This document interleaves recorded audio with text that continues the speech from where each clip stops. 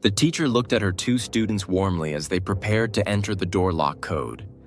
But for some reason, the boy felt a chill despite the teacher's kind.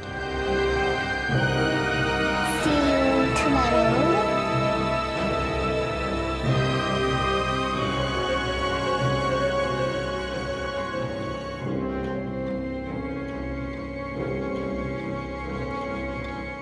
Smile. Luckily, his sister opened the door with the code. Back home, the sister received a call from their mom, who said she'd be working late and a package would arrive soon. She instructed her daughter to tell the delivery person that their dad was in the shower and to leave the package at the door. After hanging up, they heard the doorbell, indicating the package had arrived. The sister followed her mom's instructions, and once the delivery person left, she quickly opened the door to get the package. Hiding in the stairwell corner, someone was watching them. Back in her room, the sister got another call from their mom, asking if the package had arrived. She confirmed it had, but when asked if she had locked the door, she realized she forgot. As she went to check, she was horrified to find the door unlocked. Just as she was about to close it, a menacing face appeared. She screamed and tried to shut the door, but the intruder forced his way in. The sister grabbed her brother, and they hid in a small room, but the intruder quickly found them on the balcony.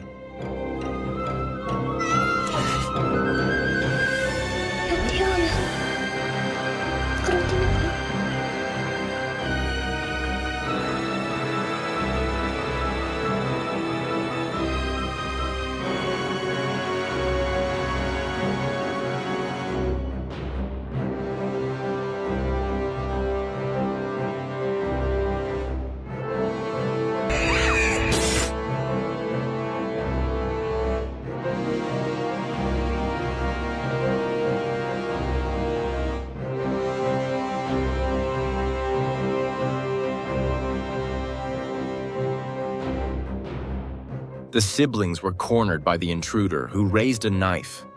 The sister woke up, realizing it was just a nightmare. Relieved, she noticed a pair of men's shoes by the balcony window. Looking up, she saw a shadowy figure. Remembering her nightmare, she backed away.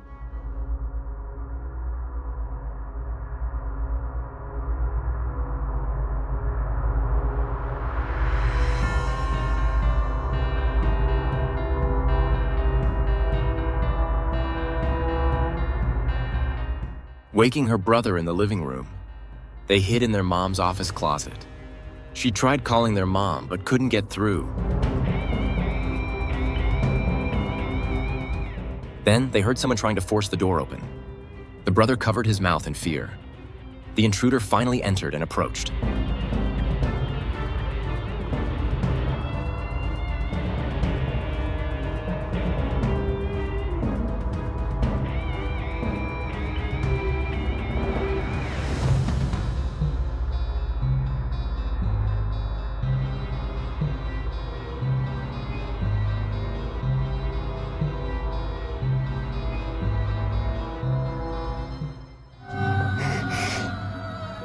The closet.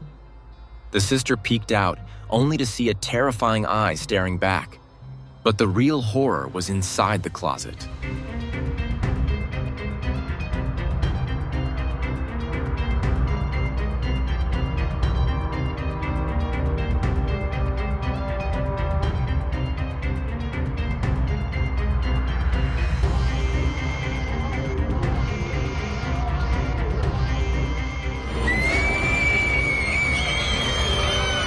The sister and brother fled the room, running downstairs, but the automatic door wouldn't open. The intruder was descending the stairs, so they hid in the basement. They thought they had escaped, but found themselves in a worse situation. The brother pointed to a shadow on the wall. As the sister turned, the dark basement lit up with flickering flames, and ashes fell from above. They gasped as they saw a figure standing across from them. The brother cried, asking what to do as the figure began to tremble.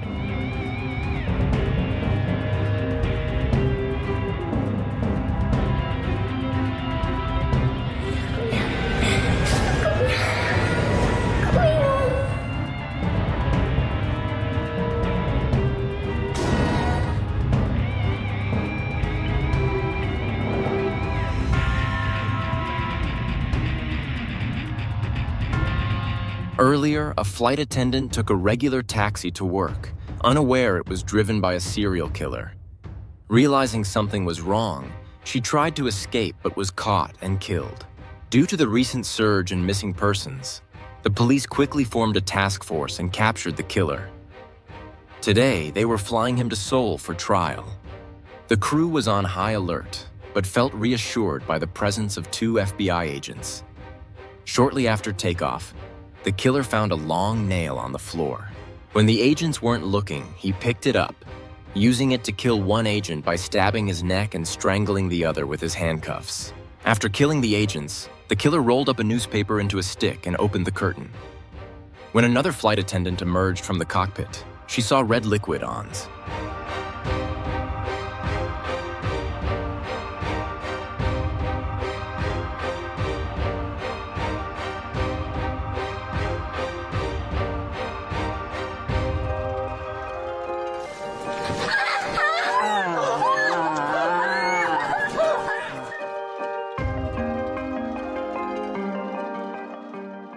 The floor.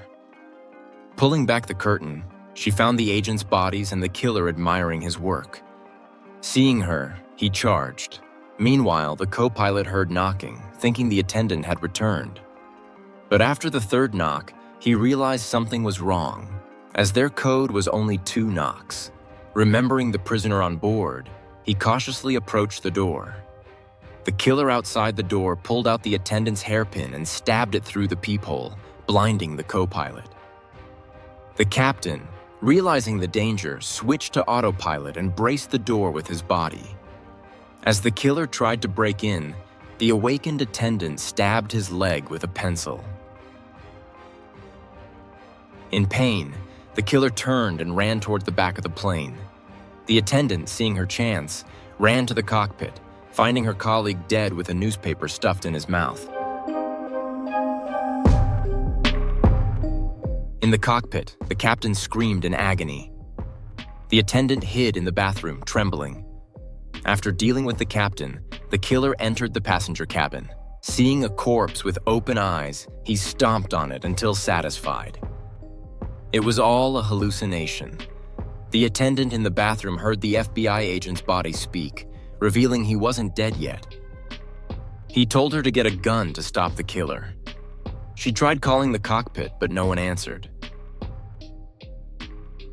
She cautiously left the bathroom, seeing the killer carrying the attendant's body towards the cockpit. Hiding under a seat, she crawled towards another agent's body, hoping to find a gun. Suddenly, the killer stopped and turned back. She held her breath, not daring to move. When she thought he was gone. She continued crawling, but felt a chill behind her. Turning, she saw the killer standing over her. He grabbed her hair, trying to strangle her. Just then, the plane shook violently, like an earthquake. The killer was momentarily distracted, seeing the flight attendant he had killed. The attendant seized the moment, jabbing her thumb into his wound. The killer screamed in pain, and the attendant pushed him away. She ran to the agent's body, searching for a gun, but found nothing. Then the killer's voice came over the intercom, revealing kJi-Yeong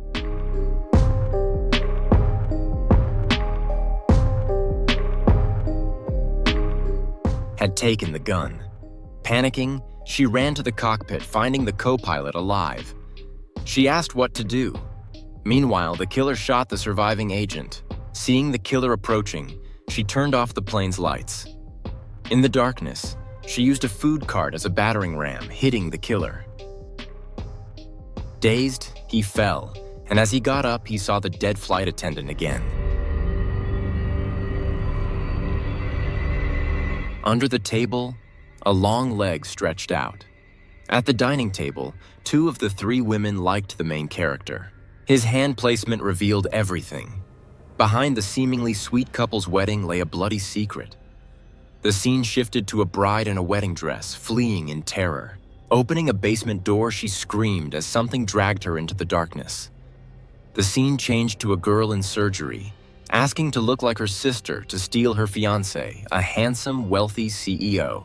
The greedy sister couldn't resist, even at family dinners. The evening ended peacefully, But the sister spied on the couple's romantic moment. When the sister was caught, she didn't back down. The older sister warned her with a hairpin, then blocked the peephole. This only emboldened the younger sister. In the kitchen, a maid nervously ate the master's food, tossing crumbs in the sink. As she served the chairman, the camera revealed a human tooth in the sink. Later, the maid brought a wedding dress to the woman's home, saying it was a gift from the chairman. The sister and mother were thrilled. As the maid left, the sister gave her an umbrella, fearing rain. The scene shifted to the evening. In the sister's room, the wedding dress turned blood red, covering the room. She screamed, but it was just a nightmare. Waking up, she found the dress gone, stolen by her sister. The sister and maid laughed, dreaming of wealth. The older sister appeared, scolding them. It was a dream within a dream. Waking on the floor, she was relieved. 넌 어차피 못 가. 결혼식에. 누가 왜?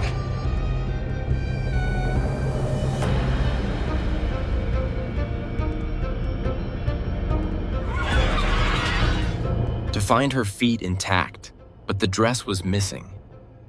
The windows and doors were sealed and the room smelled of gas. She soon passed out from carbon monoxide poisoning. Meanwhile, the younger sister attended the chairman's wedding with their mother. The chairman was surprised, but not shocked by the bride switch. The mother explained the older sister was ill, but the younger sister was more appealing. The scene shifted to the older sister waking in a cabin, seeing the 얼마든지요. maid chopping meat. The maid said she found her unconscious from gas poisoning and saved her, repaying the umbrella gift. The maid discarded a diamond ring, saying the younger sister had taken her place. The older sister retrieved the ring, determined to confront her sister and reclaim her fiancé. But the younger sister wasn't enjoying a honeymoon. She was tied to an operating table, injected with anesthesia. The deranged chairman raised a scalpel, cutting her throat. He was over 60, maintaining youth by consuming young women's flesh.